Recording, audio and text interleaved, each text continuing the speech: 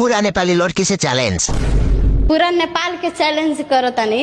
हमरा इतना खूबसूरत नेपाल भर में केहू लड़की नहीं खे पैदा नहीं के भर और इस शकल देख ली लगन हमरा इतना खूबसूरत केहू नहीं खे। तो चलिए शुरू करते हैं। हाम्रो खुट्टा राम्रो छ तेरो अनुहार भन्दा ठुक्का गु जस्तै आइमाई। तुम्हारे शकल से अच्छा तो हमारा पीरियड है, तुमसे अच्छा तो मेरा घर का कुतिया है। हाँ हाँ तोरी माई की चुत काली कुतिया, कोई 300 भी नहीं देगा। तो भन्दा त बाँदर राम्रो छ।